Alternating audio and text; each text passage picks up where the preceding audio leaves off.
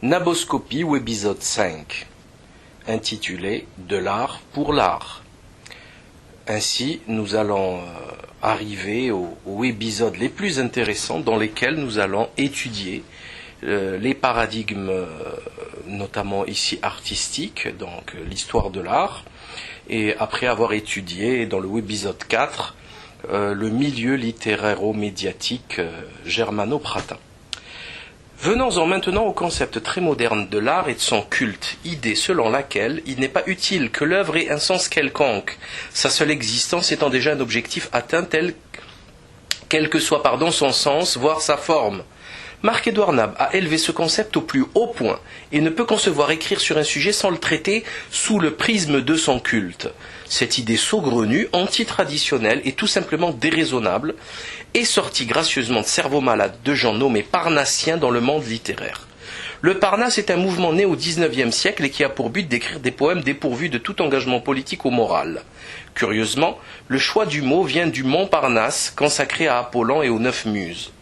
Ainsi, on peut trouver des poèmes très lents qui n'ont absolument aucun sens. C'est très logique que ce mouvement puisse apparaître après la Révolution, après avoir massacré le roi et essayé de tuer Dieu. Plus de morale, donc il n'y a plus rien. C'est tout à fait dans l'ordre des choses. C'est la victoire de la forme sur le fond comme l'est celle de la quantité sur la qualité en ce Kali Yuga finissant. Théophile Gautier, très célèbre poète, écrivain, critique de l'époque, fut un grand représentant de ce nouveau mouvement illuministe, nous y reviendrons.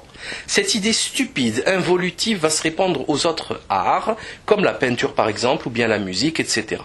N'est-ce pas ce même Théophile Gautier qui dira dans sa préface de Mademoiselle de Maupin que, je le cite, « Il n'y a de vraiment beau que ce qui ne peut servir à rien, tout ce qui est utile est laid ». Fin de citation.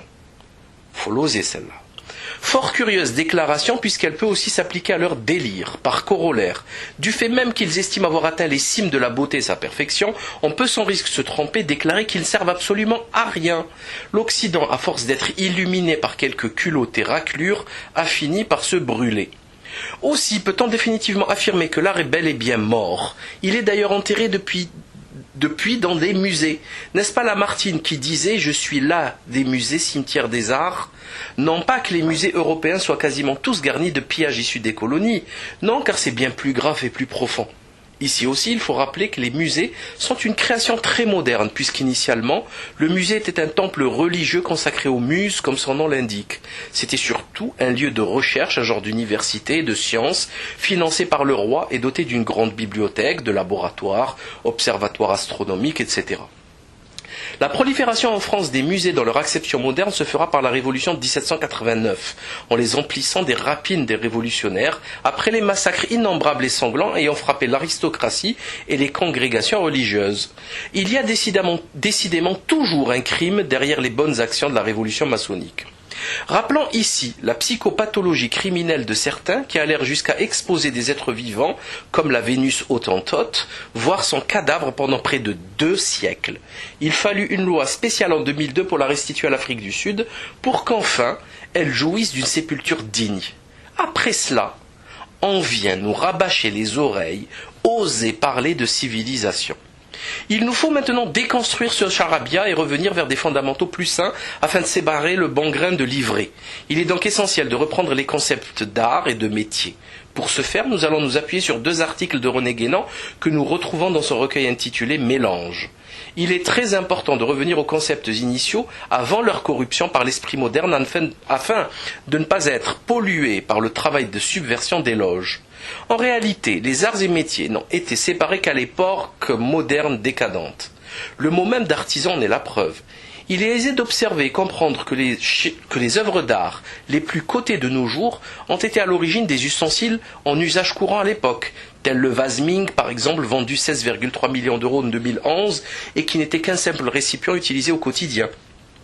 Il n'y a que l'homme moderne dégénéré qui soit prêt à payer une telle somme pour un objet usuel. Les peintures et autres sculptures n'avaient pour objet que la décoration d'un jardin ou d'un mur nu. Quant aux meubles et autres coffrets japonais à 7,3 millions d'euros, ils servaient à y entreposer quelques menus objets. Toute la production de l'art contemporain, méritant en fait d'être jetée aux orties, n'est que l'œuvre d'esprits tordus, choutspoulesques, ayant réussi à séduire leurs semblables, rien d'autre. Rappelant que le mot latin artes était autrefois appliqué également aux sciences, il est clair que ces deux remarques seules, de métier et de science, rendent compte de l'acception moderne de l'art, que cette acception n'a strictement plus rien à voir avec ses origines. Mais nous ne pouvons pas nous arrêter à l'aspect décoratif et ornemental sur une vulgaire étagère. Ce serait faire outrage aux maîtres de l'époque, car leurs chefs-d'œuvre ne sont que symboles sacrés.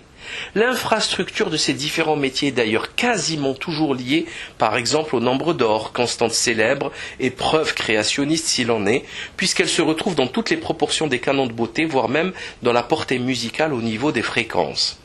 Ce sont la dégénérescence des symboles et l'ignorance de l'homme moderne qui n'en saisit plus le sens, qui transforme ses œuvres sacrées en simples bibelots décoratifs. Ainsi, comme par magie, le métier d'artisan s'est métamorphosé pour prendre le nom d'artiste. Ce dernier est même devenu un métier à part entière. C'est le sésame magique qui permet à la médiocrité la plus crasse d'exister sans rougir. Pourtant, on ne peut être plus éloigné de l'art qu'en professant de telles absurdités. Guénon explique dans son article L'initiation et les métiers à la page 75 de Mélange qu'avant que l'artisan ne puisse exprimer pleinement un art spécifique quel qu'il soit, il faut qu'il soit lui-même initié au sacré, croyant et soumis au Très-Haut. L'expertise professionnelle de l'artisan n'est que l'expression extérieure d'une harmonie intérieure. Il devient ainsi inimaginable de produire un chef-d'œuvre lorsque l'on a affaire à des personnalités torturées, gothiques et malsaines. L'artisan, dans son acception noble, n'a pas besoin d'une soi-disant inspiration accidentelle pour produire une merveille. Tout ce qu'il produira, tout ce qu'il sortira de son atelier sera de la même facture.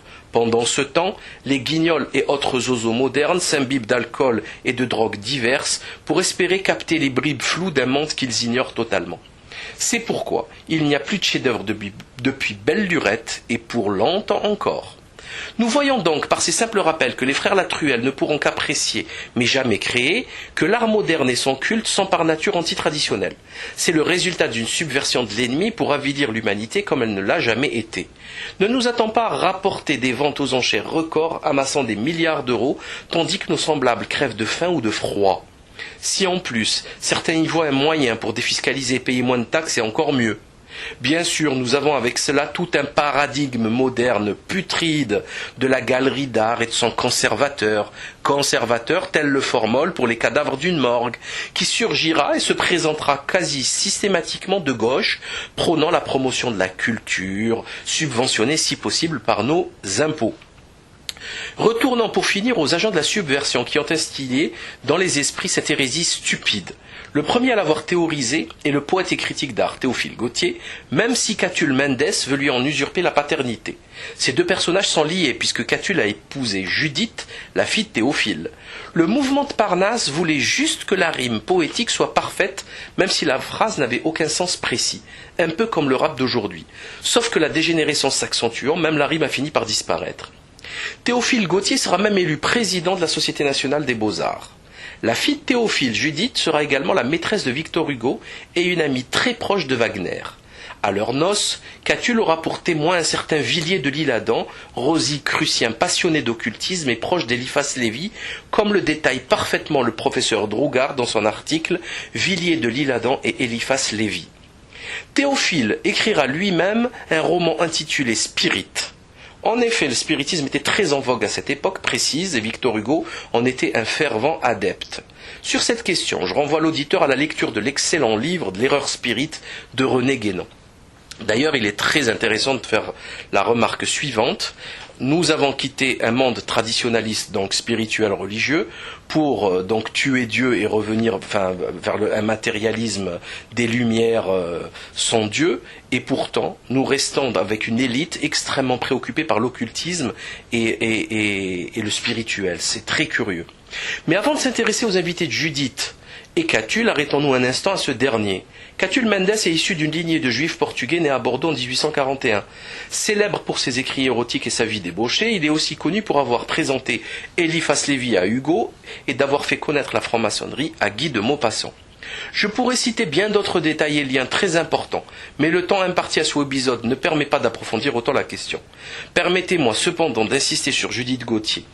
Denise Brahimi, dans un article intitulé « Judith Gautier, ses pères, sa mère, son œuvre », nous apprend avec un certain dégoût que Théophile était un père incestueux.